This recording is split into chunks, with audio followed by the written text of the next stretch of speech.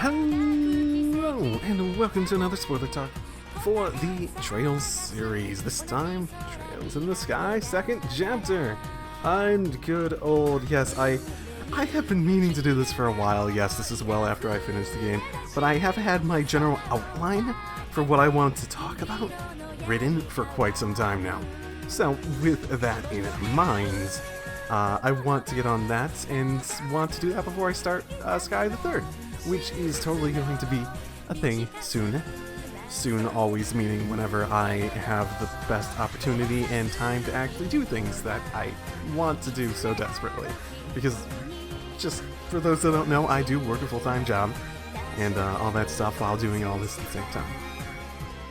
As usual, this will include spoilers for all the games I've played so far, which is Cold Steel 2, Sky, and now Sky second chapter. The first thing I wanted to talk about was the general story. Now, in general, just keep in mind this is also me sort of rambling from an extent, just going through my outline, talking about things I want to talk about. And two, I didn't write a script for this, so that vagueness from me playing a while back and not really having a good chance to actually record this might take a toll on my memory. So just please keep that in mind. Now, for the story. The story of second chapter was good? Mind you, like I said during the Let's Play, I feel as though second chapter was a better sequel to Sky than Cold Steel 2 was to Cold Steel. And that primarily had to do with capitalizing and execution on what was happening in the first one, simply because Cold Steel 2 had a lot more problems with the actual execution of the plot. This one was very straightforward structurally as a plot. It was almost even between Sky and this one, they weren't so much a cliche plot, but you could sort of feel by the time Cold Steel came around, they were sort of not doing let's do an almost typical JRPG sort of structure and then insert our uniqueness in it. But in Sky, it does sort of have that. I do feel as though it does have that, and for better or for worse, it works at keeping things coherent and not like changing things significantly between the two games. So it does help an overarching story between two games at the very least. I mean, it had that very typical Falcom thing where, oh, let's get to the end of the game. Okay, here are all your reveals. It was a little bit better since they were revealing a little bit more throughout the actual plot, since they already spilled their load a bit at the end of Sky. So they were like, okay, we're gonna tell you a bit more since you're a bit more knowing about what's going on here. And then we're going to go all out again at the end of the game. Because that's how it always happens, right? Good old reveals at the end of the game. Character arcs might have been the most satisfying part of Sky second chapter in particular. Well, mainly Estelle and Joshua's, and the character arcs that more tie into theirs. There is a certain nature of the characters in the Sky duology, I can't speak for third, obviously, where it feels as though it's not really about them. Like I was talking about in terms of the structure feeling almost cliche to an extent, was that it was a very much a story of a hero, in this case heroine with Estelle, going on a journey to stop the evil big bad from doing horrible things. And it really didn't deviate from that concept. Mind you, there are world-building aspects of it, especially at the end when you see stuff like Kevin and all the other stuff with Ouroboros. It's like, oh, maybe there's more going on in the background. But the actual structure of the story, it was basically Estelle's character arc, going on that journey, moving on, becoming independent, and working up to the point where she could do these great things, and she could get a bit closer to the plot point, the plot event, the plot, just like the sort of like ceiling that she's ultimately aiming for via Cassius, because we all know Cassius is a good, fleshed out character who does lots of good things for the plot, right? All the time, and he's not just there to set a limit and be a distraction or come in at the last minute and save the day when necessary. Yay! Joshua's arc was less satisfying, mainly because it was obviously written to be a compliment to Estelle's. I felt he was a really interesting character. I mean, I sort of got the wrong impression at the end of the first game, where I thought he was thinking, oh, Like, I guess this is what my life is supposed to be. I don't deserve all this. I'm gonna go back to Ouroboros and I'm just gonna live that life and try to keep Estelle away from it and all that sort of thing, because I don't deserve actual happiness sort of thing. And to an extent that was true. It's just more, instead of going back to Ouroboros and accepting that as a fate, he decided, oh, I'm gonna remove Estelle from my life and blow up Ouroboros anyways. I mean, it still made sense, it's just, I thought it was going a different direction going into the game.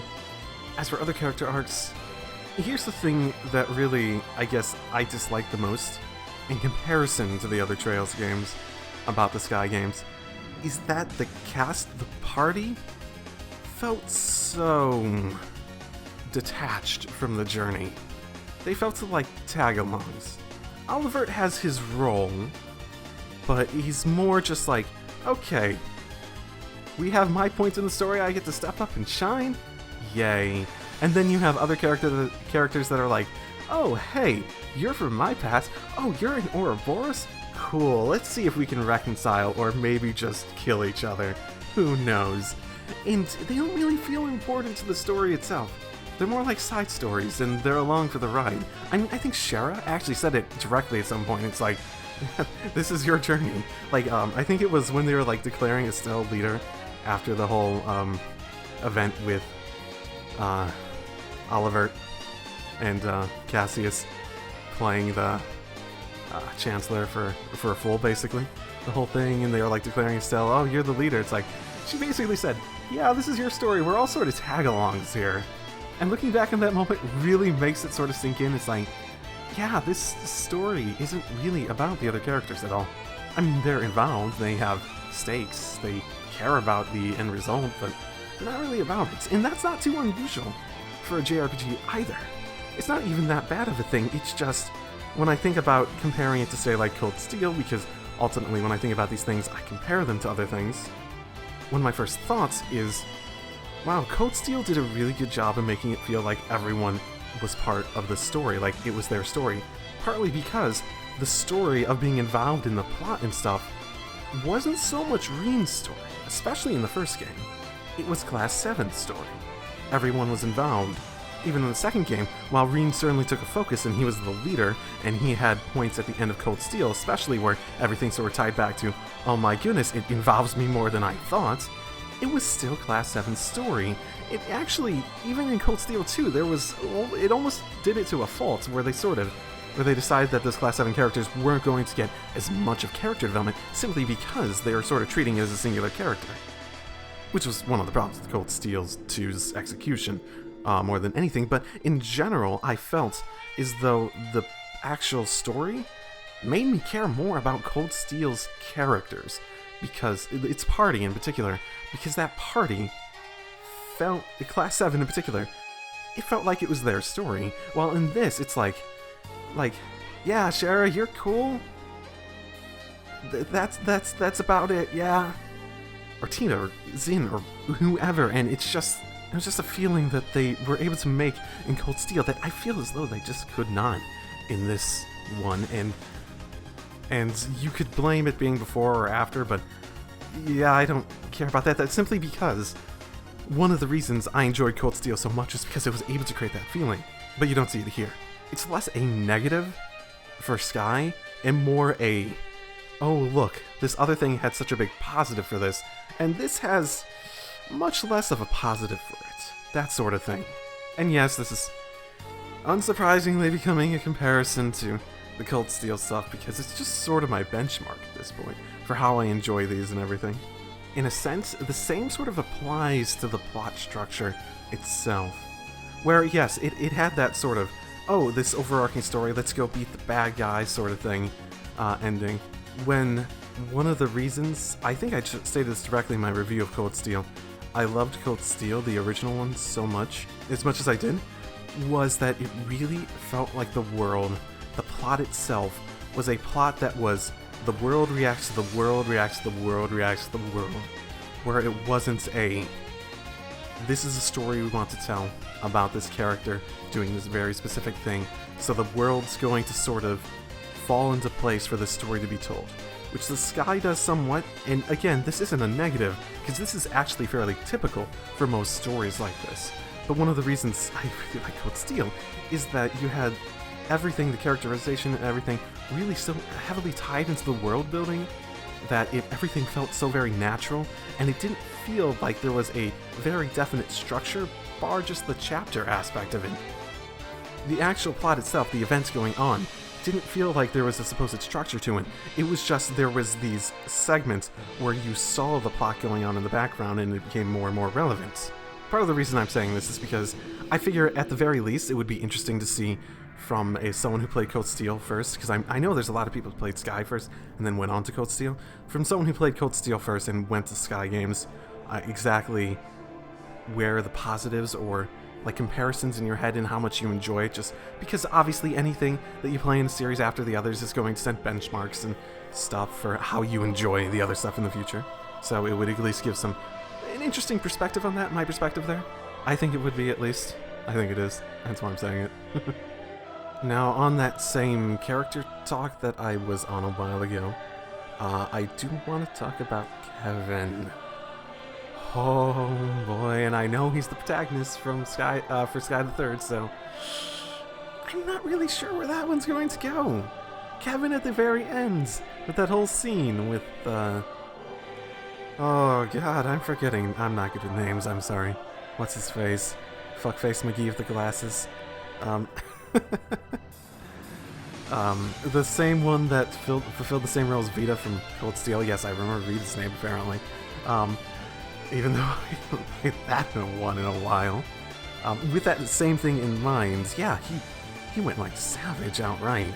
And it really makes you feel as though, yeah, the church is sort of just like Ouroboros, isn't it? So I sort of got the impression from the previous games, because there was examples of the church having people that were essentially operatives, sort of like spies in the same way you have, I guess, enforcers for Ouroboros at this point. They had that sort of thing, but I never really got the impression that any of them were as, how do we say it, enforcers being set out to do very heinous things. Sort of the down-low political sort of maneuvering things in the background aspect to it. So I never really figured them to have that sort of possibility. And Kevin sort of puts it in the spotlight where the Septian Church feels like it's basically Ouroboros, maybe on the other side of a disagreement, and it really does feel like that, and I wouldn't be surprised if it went that direction even. I mean, when you hear things like the salt thing, because we've heard about that so often. Now that I think about it, I don't remember the name of the country, but it's the place where Sarah was originally from, and it was, what was it, the entire place was turned to salt? And the fact that Kevin had that and was using it sort of makes it sort of not even trying to be subtle. I mean, once they reveal the stuff about the salt, and I think they even mention it in this game, like, oh, this happened here, and it makes it sort of obvious that the Septian Church themselves probably were the ones that orchestrate this. Which, that really is going to push some loyalties to their brink at some point. They've gotta. Kevin in particular, considering he's like, I wish I could leave this kind of life at a point. With that in mind, I did want to play some thoughts on the Septurians that could show up in Cold Steel. Because, from what I've been told, and probably could surmise to some extent, there's going to be a Septurian in Erebonia. I was thinking of what Septurian could it really be? So the assumption here is that the Septurian found in Sky is space, right? Each of them associate with a certain, and presumably there is one Septurian for each of the different elements, basically, that you see out there. Oh goodness, I'm not remembering all of them off the top of my head, but one of the things that really comes to mind, I almost feel as though someone made in the comment at some point that Cold Steel at some point, whether it's in a future game or not, is hinted to have multiple Septurians. But the one that really comes to mind is probably being there is Mirage. Because think about it, like, everything that's happened, all those, the mechs, the Divine Knights, yes, that's the name. Gotta remember names. The Divine Knights showing up and whatnot, it happened before in those, like, the previous, like, Draken and whatnot in Cold Steel. And everyone forgets. Everyone doesn't even remember the Divine Knight parts of it. What if the Divine Knights aren't really even real? What if they're just a construct that people are imagining and stuff, and as soon as the influence of whatever gives them power, the great power, or whatever it was, I forget exactly, decides to essentially do that, then poof, gone from the memory. Because in the end, Mirage will be the element of the minds. It has to be. And this is just a thought that came to my mind. Doesn't Olivert in the Sky games have primarily Mirage-based stuff? Ooh, there's a thought. I wonder if it does end up being Mirage, if that was on purpose. Ooh, I wonder.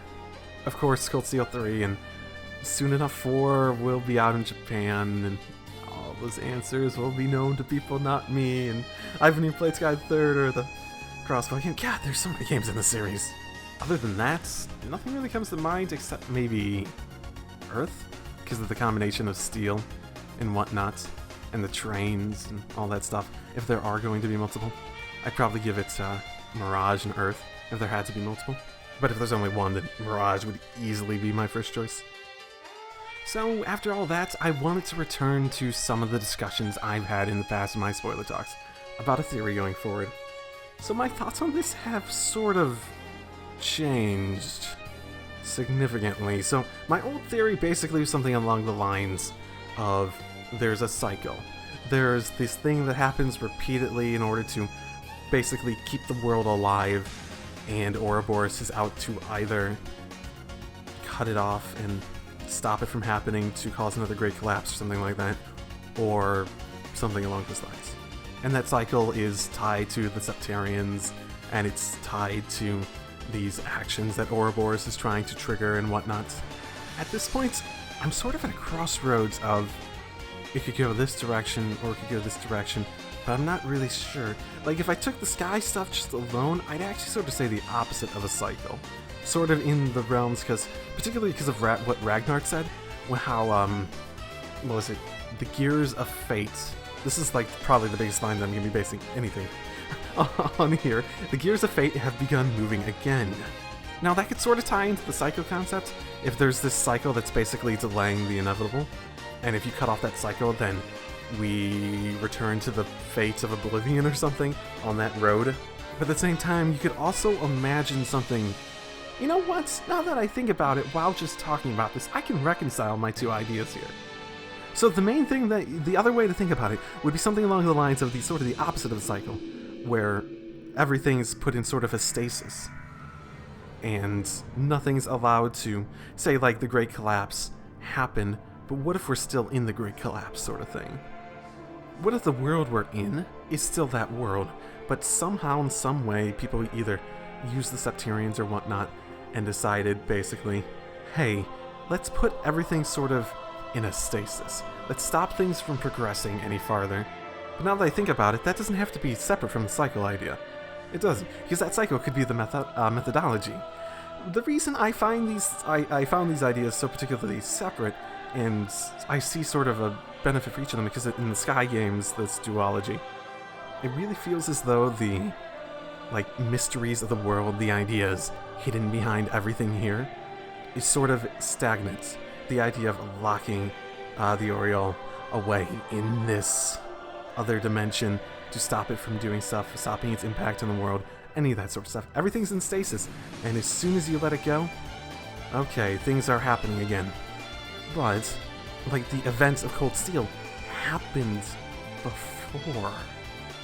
So, if those events, the Dying Nights and everything, have any connection whatsoever to being caused by a Septarian or anything like that, then how would they do it if those are still active and still doing stuff? So if you take this idea like, okay, the Septarians were locked away and no one has access to Septarians anymore, and you don't have this thing where people can use them and it'll cause the end of the world or something like that. If you have anything like that, then how can these things have happened before? And maybe even happened before that? I mean, the ultimate question really boils down to how does doing any of this stuff that has happened in the games benefit anyone involved? At this point, I would presume, at least in my theory, the idea that, let's say, we're holding off either another Great Collapse or the current Great Collapse from continuing, from happening in some manner, because my previous theory was along the lines of the Great Collapse happened because everything was pushed to their limits, and everything basically just fell, and everyone had to start over, basically, and the world was sort of destroyed, but it was either brought back from the brink or kept, like I was saying, sort of in an almost stasis sort of state for people to start over and start doing that. And now that we're getting into this huge technological revolution of moving forward and trying to essentially push the limits of technology, and particularly the ordnance and all those sorts of energy sources that are limitless for some reason, that there is an actual invisible limit that we don't think is there, and that'll go away at some point and cause another great collapse, in a way, somehow. But the question really would be, what would be the mechanism in, say, that theory?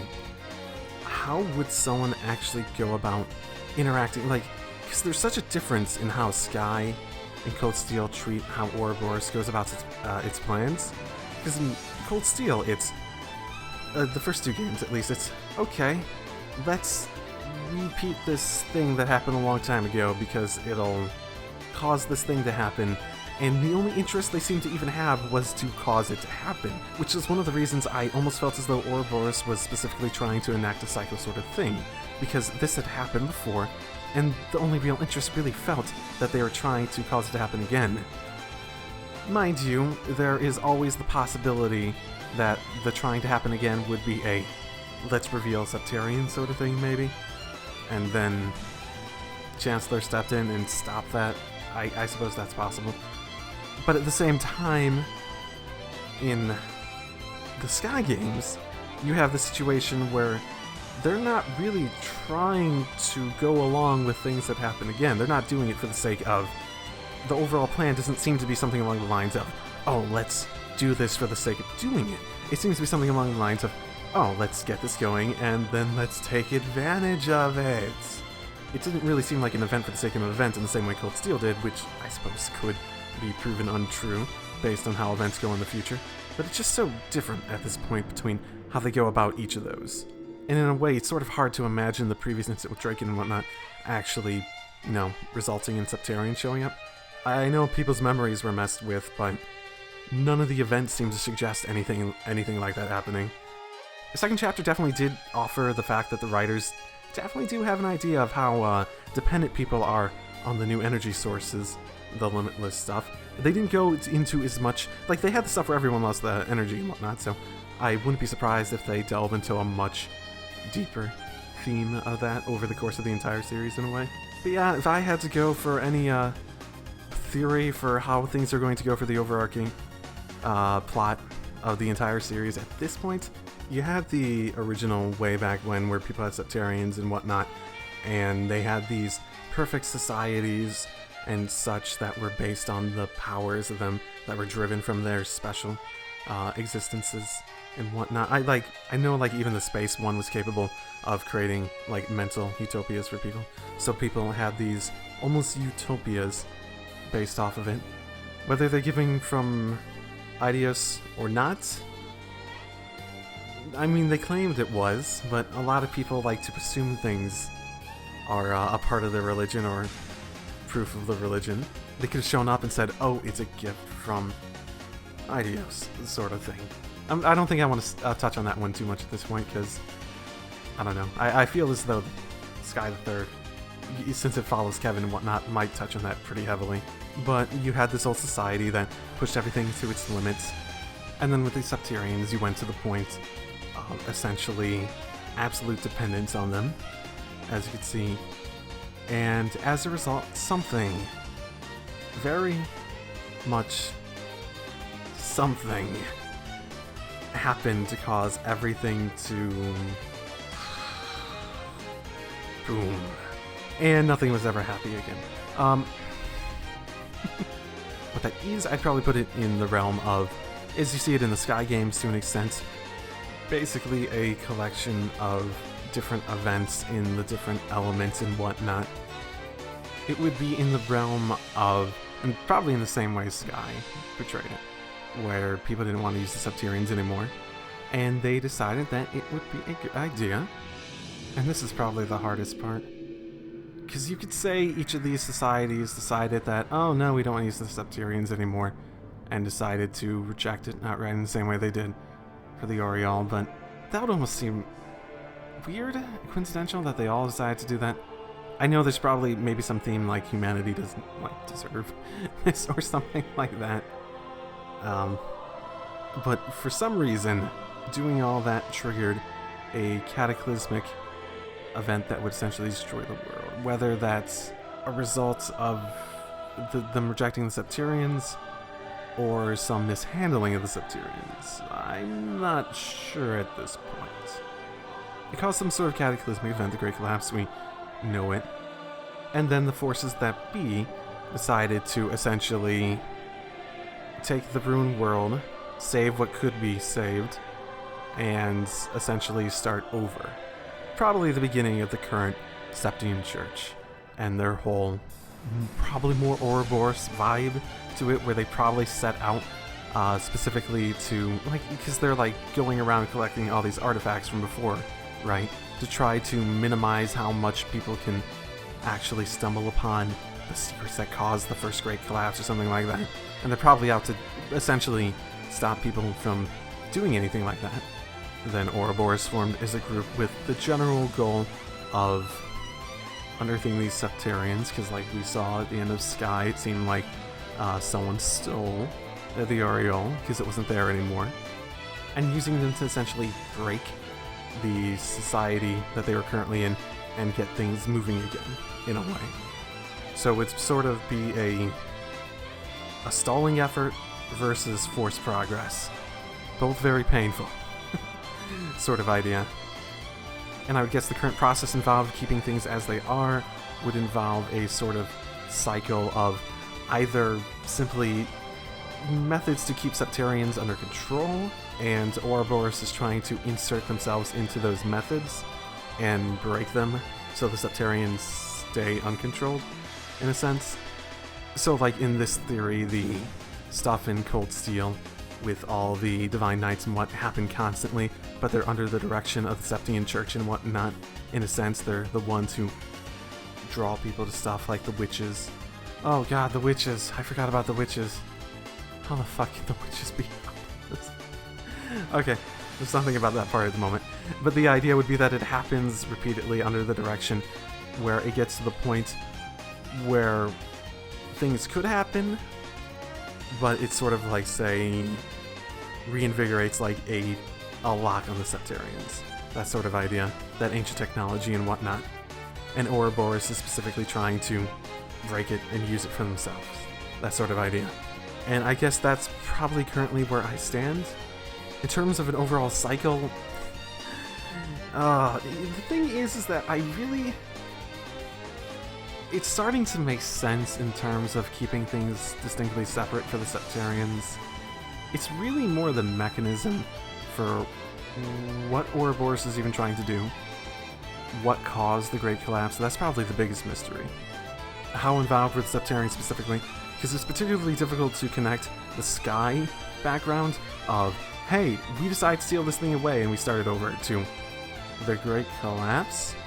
I forget if it even mentioned the Great Collapse specifically in those events, but it's sort of hard to imagine how that would be connected to a Great Collapse, basically, because it doesn't really match up with it. That is the thing I'm having the hardest amount of connecting to it. As a side note, I wouldn't be surprised if the Oral Revolution was actually caused by Ouroboros, as a method of forcing that ancient technology back to the forefront. In a sense, you could sort of even have pushed everything to their limit as is, and the whole beginning of Orville technology really is just them, like, discreetly getting societies to adapt it, when the Septarian Church probably would be like, no, and then, yeah. So yeah, I think that's where I'm going to end this, and I've been rambling. This took me like 45 minutes to record. I don't know what's going to cut down to. I might cut stuff out, etc., etc., etc. But yes, for those who are wondering, yes, Sky the Third is coming soon. Soon still meaning soon. Not necessarily right now, or anything like that. Whenever that is, just, gonna happen some point soon. Trademark. I'll see y'all next time. Drive safely, everyone.